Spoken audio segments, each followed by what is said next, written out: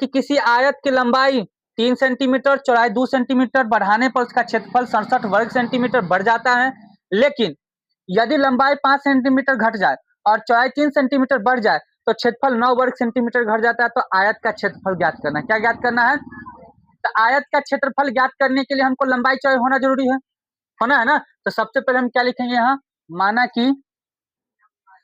कि आयत है ना, आयत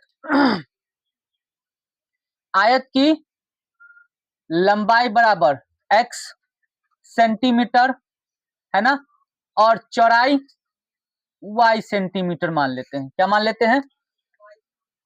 प्रश्न से देखिए हमको क्या कह रहा है, आयत का क्षेत्रफल ज्ञात करने के लिए कह रहा है। तो आयत का क्षेत्रफल ज्ञात करने के लिए हमको क्या है, आयत का लंबाई और चौड़ाई ज्ञात करना होगा। एक मिनट, प्रश्न से रुकिए। माना कि आयत की लंबाई इतना है ना, तो आयत का चौड़ाई इतना हो जाएगा। उसी प्रकार आयत का क्षेत्रफल कितना हो जाएगा, आयत का क्षेत्रफल बराबर क्या हो जाएगा। तो आयत का क्षेत्रफल का फॉर्मूला क्या होता है, लंबाई गुने चौड़ाई। तो लंबाई हमारा इतना है, चौड़ाई इतना है, तो एक्स वाई हो जाएगा। इसका आयत का क्षेत्रफल एक्स वाई हो जाएगा, क्योंकि लंबाई गुने चौड़ाई होता है, लंबाई एक्स और चौड़ाई वाई माने थे। इतना हो गया। अब प्रश्न में हम आते हैं, प्रश्न से आते हैं। यहाँ पर सवाल कठिन नहीं है, बस थोड़ा सा इसको समझना है। समझ गए, पूरा सवाल बन गया और 5 नंबर मिला आपको। ध्यान से समझिए। आयत की लंबाई 3 सेंटीमीटर और चौड़ाई 2 सेंटीमीटर बढ़ा दिया गया। आयत की लंबाई में, लंबाई कितना है, x है। इसमें क्या कर रहा है, लंबाई में 3 सेंटीमीटर बढ़ा दिया गया। बढ़ा दिया गया मतलब प्लस। फिर उसके बाद में क्या कर रहा है, चौड़ाई में, यानी कि चौड़ाई y हो गया, इसमें 2 बढ़ा दिया गया। क्या बढ़ा दिया गया, 2 बढ़ा दिया गया। जब इसको 2 बढ़ा दिया गया तो इस दोनों का क्षेत्रफल, यानी कि दोनों का क्षेत्रफल क्या हो गया, ये लंबाई हो गया, आई चौड़ाई हो गया। तो लंबाई गुना चौड़ाई, इसलिए गुना कर दिए। तो लंबाई गुना चौड़ाई क्या है, उसके क्षेत्रफल का क्षेत्रफल 67 वर्ग सेंटीमीटर बढ़ जाता है, यानी कि उसका क्षेत्रफल में क्या हो जाएगा, 67 सेंटीमीटर बढ़ जाता है। तो इसका क्षेत्रफल कितना था, एक्स वाई, इसमें कितना बढ़ गया, 67 बढ़ गया, 67 बढ़ गया। देखिए कह रहा है क्या कि उसके लंबाई और चौड़ाई में, लंबाई में 3 और चौड़ाई में 2 सेंटीमीटर बढ़ा देने पर उसके क्षेत्रफल में, आयत के क्षेत्रफल में 67 सेंटीमीटर क्या हो जाता है, बढ़ गया। तो क्षेत्रफल इसका इतने था ना, इसमें इतना बढ़ा दिए, इतना हो गया। अब इसका आप क्या करिए, सॉल्व करिएगा। तो यहाँ पर देखिए x से y में गुना करेंगे, क्या होगा नामा, एक्स वाई हो गया, प्लस 2x प्लस 3y और प्लस 6 बराबर एक्स वाई प्लस 67, 67 हो गया। अब एक चीज देखिए, ये एक्स वाई को हम बराबर के इधर लाएंगे ना, क्योंकि ये चर वाला है, चर वाला यहाँ भी है। तो यहाँ पर ये प्लस है, अगर इसको इधर ले जाएंगे तो क्या होगा, माइनस में होगा ना, इसीलिए ये क्या हो गया, कट गया। क्या बचा यहाँ पर, 2x प्लस 3y प्लस 6 को हम उधर भेज देते हैं।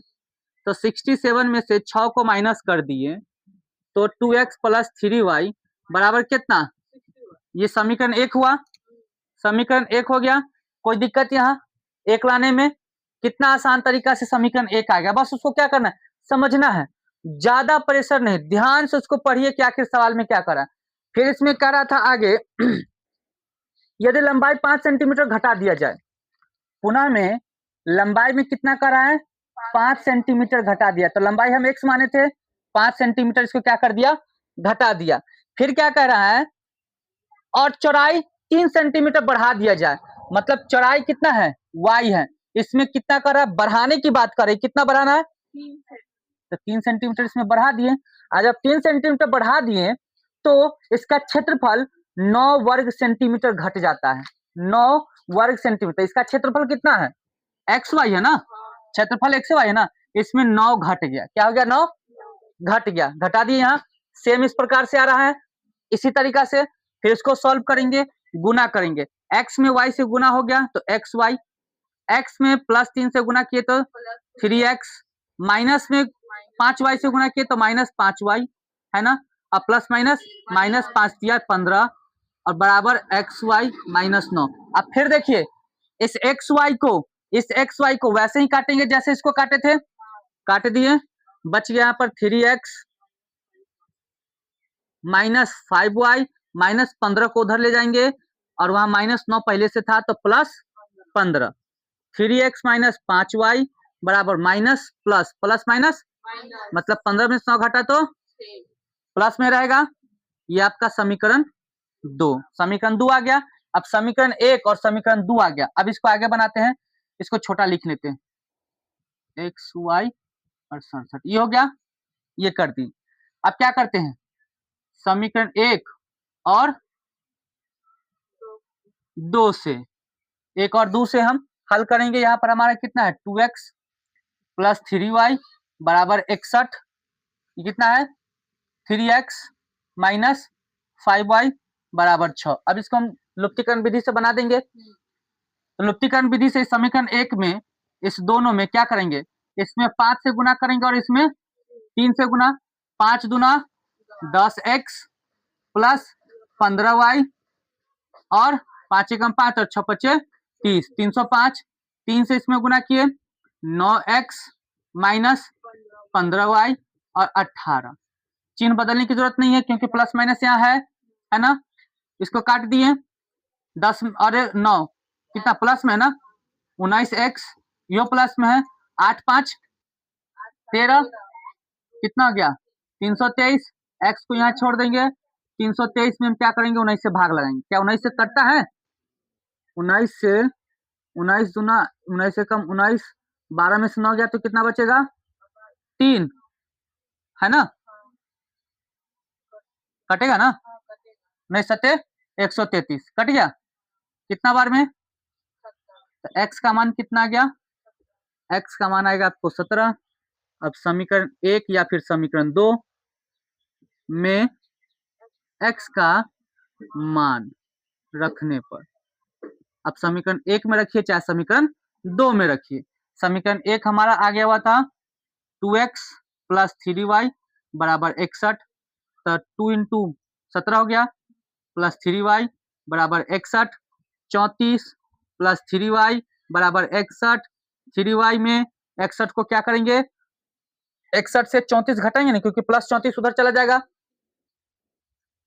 3y बराबर कितना आएगा, 11 में से 4 गया तो 5, ये बचा कितना 5 में से 3 गया तो 2।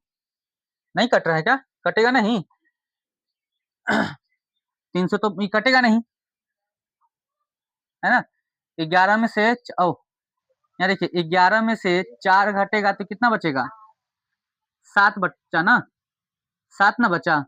11 में से 4 गया तो 7, 5 में से 3 गया 2। अब y 27, 3 से 3 नंबर 27, y कितना आ गया 9 आ गया, 9।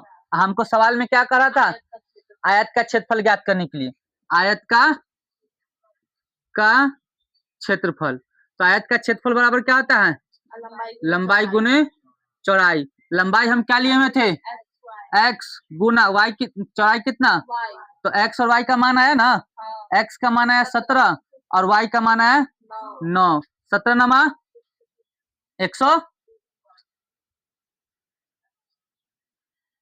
153 सेंटीमीटर स्क्वायर हो गया आंसर।